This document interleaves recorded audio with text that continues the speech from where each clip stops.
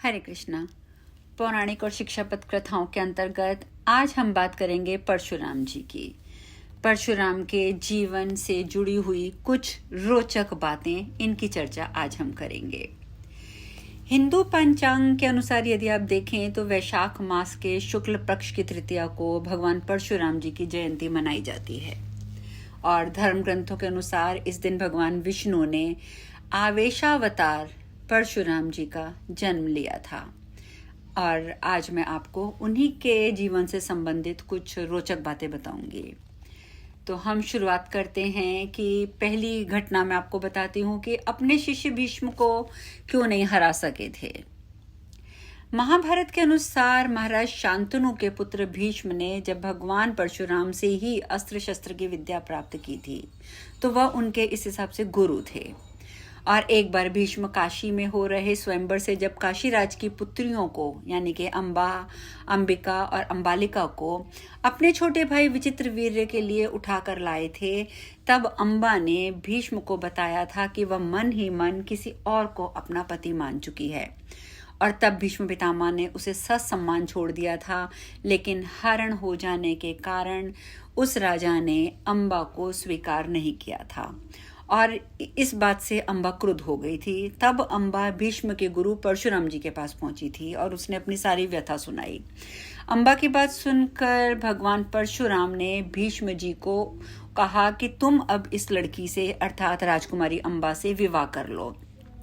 लेकिन आप सब जानते हैं कि ब्रह्मचारी थे भीष्म पितामह और इसी कारण से उन्होंने ऐसा करने से इनकार कर दिया। और तब परशुराम जी और भीष्म पितामह के बीच में भीषण युद्ध हुआ था और अंत में अपने पितरों की बात मानकर भगवान परशुराम ने अपने अस्त्र रख लिए थे। और इस प्रकार से ना तो किसी की हार हुई थी ना जीत हुई थी, परंतु यहाँ पर यह बात फिर भी विदित होती है कि वे हरा नहीं सके थे अपने ही शिष्य भीष्म पितामह को। अब मैं बताती हूँ दूसरी चर्चा कि कैसे हुआ था भगवान परशुराम का जन्म। महर्षि भृगु के पुत्र ऋचिक का विवाह राजा गाधी की पुत्री सत्यवती से हुआ था। विवाह के बाद सत्यवती ने अपने ससुर महर्षि भृगु से अपने व अपनी माता के लिए पुत्र की याचना की। तब महर्षि भृगु ने सत्यवती को 2 फल दिए और कहा कि ऋतु स्नान के बाद तुम गूलर के वृक्ष का और तुम्हारी माता पीपल के वृक्ष का आलिंगन करके ये फल खा लेना।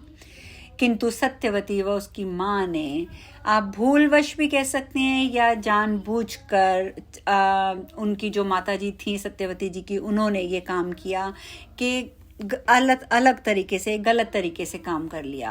और ये बात जब ऋषि भृगु को पता चली तब उन्होंने सत्यवती से कहा कि तूने तो गलत वृक्ष का आलिंगन किया है, इसीलिए तेरा पुत्र ब्राह्मण होने पर भी क्षत्रिय गुणों वाला होगा और तेरी माता का पुत्र क्षत्रिय होने पर भी ब्राह्मणों की तरह आचरण करेगा। और तब सत्यवती ने महर्षि भृगु से प्रार्थना की कि मेरा पुत्र क्षत्रिय गुण वाला ना हो, भले ही मेरा पौत्र यानी कि पुत्र का पुत्र ऐसा हो जाए। महर्षि भृगु ने कहा कि चलो ऐसा ही होगा। और कुछ समय के बाद जन्मादग्नि मुनि ने सत्यवती के गर्भ से जन्म लिया। उनका आचरण ऋषियों के समान ही था, किंतु विवाह रेणुका से हुआ और मुनि जन्मादग्नि के 4 पुत्र हुए, उनमें से परशुराम चौथे थे। इस प्रकार एक भूल के कारण भगवान परशुराम का स्वभाव क्षत्रियों के समान था।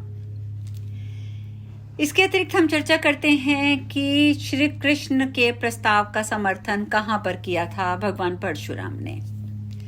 महाभारत के युद्ध से पहले जब भगवान श्री कृष्ण संधि का प्रस्ताव लेकर धृतराष्ट्र के पास गए थे, उस समय श्री कृष्ण की बातें सुनने के लिए भगवान परशुराम जी भी उस सभा में उपस्थित थे। परशुराम जी ने भी धृतराष्ट्र को श्री कृष्ण की बात मानने के लिए कहा था, परंतु आप जानते हैं कि दुर्योधन ने किसी की बात नहीं सुनी थी। अगली चर्चा 4थे नंबर पर हम करते हैं कि भगवान श्री राम के साथ परशुराम जी का कोई विवाद नहीं हुआ था। जैसा कि आप सब ने गोस्वामी तुलसीदास द्वारा रचित रामचरितमानस पढ़ी है और रामचरितमानस में वर्णन है कि भगवान श्री राम ने सीता जी स्वयंवर में शिव धनुष उठाया और प्रत्यंचा चढ़ाते समय वह टूट गया और धनुष टूटने की आवाज सुनकर भगवान परशुराम भी वहां आ गए और अपने आराध्य शिव का धनुष टूटा हुआ देखकर वे बहुत क्रोधित हुए थे और वहां उनका श्री राम और लक्ष्मण जी के साथ विवाद हुआ था। जबकि आप यदि वाल्मीकि जी की रामायण पढ़ें तो उस रामायण के अनुसार सीता जी से विवाह के बाद जब श्री राम जी पुनः अयोध्या लौट रहे थे तब परशुराम जी वहां आए और उन्होंने श्री राम जी से कहा कि तुम मेरे धनुष पर ये प्रत्यंचा चढ़ाकर दिखा दो। श्री राम जी ने धनुष पर वो बाण प्रत्यंचा चढ़ा दी थी और उस पर चढ़ाकर बाण भी छोड़ दिया। ये देखकर परशुराम जी को भगवान श्री राम के वास्तविक स्वरूप का ज्ञान हो गया था और वे वहां से चले गए थे। परशुराम जी के चरित्र का जब हम वर्णन करते हैं तो एक और घटना के बारे में आप सब जानते ही होंगे कि उन्होंने अपनी माता का वध किया था, तो हम इस घटना की चर्चा भी करेंगे। एक बार परशुराम जी की माता रेणुका स्नान करके आश्रम लौट रही थी और तब संयोग से राजा चित्ररथ भी वहां पर जल विहार कर रहे थे। राजा को देखकर रेणुका जी के मन में कुछ विकार उत्पन्न हो गया और उसी अवस्था में वे आश्रम पहुंच गईं। और जन्मादग्नि ने जब अपनी धर्मपत्नी रेणुका को देखा तो उनके मन की बात जान ली और उन्होंने अपने पुत्रों से कहा कि माता का वध कर दो, किंतु मोहवश किसी ने भी उनकी आज्ञा का पालन नहीं किया। तब परशुराम जी ने बिना सोचे समझे अपने फरसे से उनका सिर काट डाला। यह देखकर मुनि जन्मादग्नि बहुत प्रसन्न हुए। उन्होंने कहा परशुराम जी से कि तुम मुझसे वरदान मांग लो। तो तब परशुराम जी ने अपनी माता को पुनर्जीवित करने और उन्हें इस बात का ज्ञान न रहे कि मैंने ये किया था, ये वरदान उन्होंने मांग लिया और इस वरदान के फलस्वरूप उनकी माता दोबारा से अर्थात के पुनर्जीवित हो गई थी। इसके अलावा चर्चा का विषय एक और है, क्यों किया कार्तवीर अर्जुन का वध। ऐसा पढ़ा जाता है कि एक बार महिष्मति देश का राजा कार्तवीर अर्जुन युद्ध जीतकर जन्मादग्नि मुनि के आश्रम से निकला। जब वह थोड़ा आराम करने के लिए आश्रम में रुका तो उसने देखा कि कामधेनु ने बड़ी सहजता से पूरी सेना के लिए भोजन की व्यवस्था कर दी। तो वह कामधेनु के बछड़े को अपने साथ बलपूर्वक ले गया ताकि किसी तरीके से कामधेनु भी उसे मिल जाए। और जब ये बात परशुराम जी को पता चली थी तो उन्होंने कार्तवीर अर्जुन की 1000 भुजाएं जो थी वो काट दी थी और उसका वध कर दिया था। अब अगला जो चर्चा का विषय बनता है वो ये बनता है कि उन्होंने क्यों किया था क्षत्रियों का संहार। कार्तवीर अर्जुन के वध का बदला लेने के लिए उसके पुत्रों ने जन्मादग्नि मुनि का वध कर दिया, अर्थात परशुराम जी के पिताजी का वध कर दिया।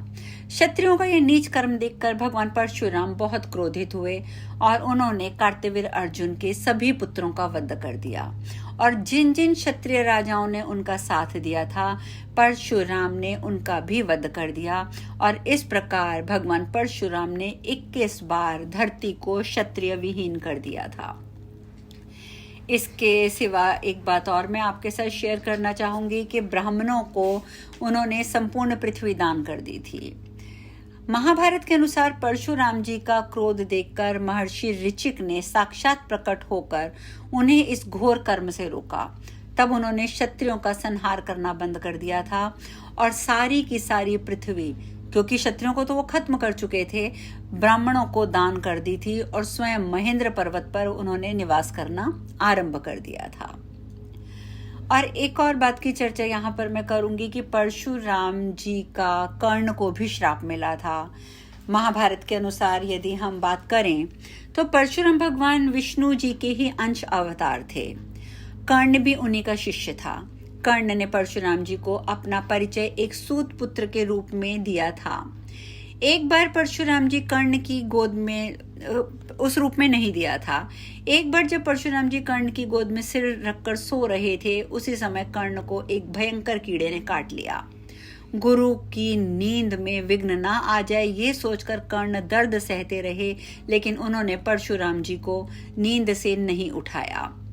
नींद से उठने पर जब परशुराम जी ने देखा तो वे समझ गए कि कर्ण सूत पुत्र नहीं बल्कि क्षत्रिय हैं। नहीं, मैं आपको सही कह रही थी कि उन्होंने सूत पुत्र के रूप में ही परिचय दिया था। और इस घटना के बाद उनको यह महसूस हुआ था कि सूत पुत्र नहीं क्षत्रिय हैं। तब क्रोधित होकर परशुराम जी ने कर्ण को श्राप दिया था कि मेरी सिखाई हुई शस्त्र विद्या की जब तुम्हें सबसे ज्यादा आवश्यकता होगी उस समय तुम वह विद्या भूल जाओगे। और यही कारण था कि परशुराम जी का ये श्राप उस समय काम कर गया जब अर्जुन ने कर्ण पर प्रहार किया और इसी कारण कर्ण की मृत्यु हुई।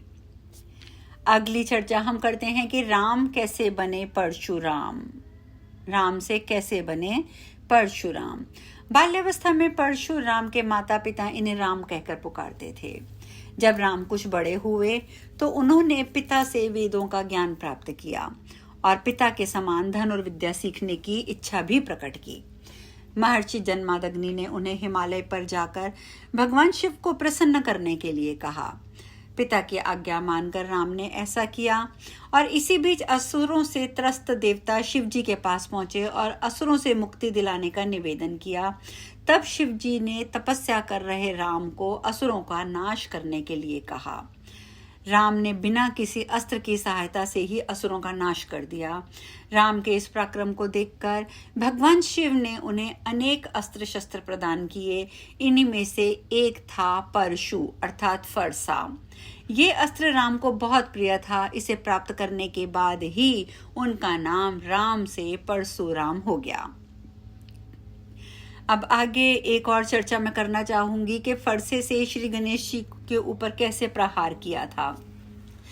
ब्रह्मवैवर्त पुराण यदि आप पढ़ें तो उसके अनुसार एक बार परशुराम जी जब भगवान शिव का दर्शन करने के लिए कैलाश पहुंचे तो भगवान ध्यान में थे और तब श्री गणेश जी ने परशुराम जी को भगवान शिव से मिलने नहीं दिया और कहा कि अभी पिताजी ध्यान में हैं, मैं आपको वहां जाने की आज्ञा नहीं दूंगा। और इस बात से क्रोधित होकर परशुराम जी ने फरसे से श्री गणेश जी पर वार कर दिया। वह फरसा स्वयं भगवान शिव ने परशुराम को दिया था। श्री गणेश जी उस फरसे का वार खाली नहीं होने देना चाहते थे क्योंकि वैसे तो वो महादेव का फरसा था, गणेश जी के ऊपर हो ही नहीं सकता था उसका असर, परंतु भगवान श्री गणेश भी नहीं चाहते थे कि ये वार खाली जाए। इसीलिए उन्होंने इस फरसे का वार अपने दांत पर झेल लिया जिसके कारण उनका एक दांत टूट गया और तभी से वह एक दंत कहलाए। इसके सिवा ऋषि जन्मादग्नि और रेणुका के जो 4 पुत्र थे, जैसा कि मैंने बताया था, भगवान परशुराम के 3 भाई और थे। उनके नाम मैं आपको बताना चाहूंगी, रुक्मवान, सुषेणवसु और विश्ववसु। और हिंदू धर्म ग्रंथों में कुछ महापुरुषों का वर्णन है जिन्हें अमर माना जाता है, जिन्हें अष्ट चिरंजीवी भी कहा जाता है। इनमें से एक यही हैं भगवान विष्णु के आवेश अवतार परशुराम जी।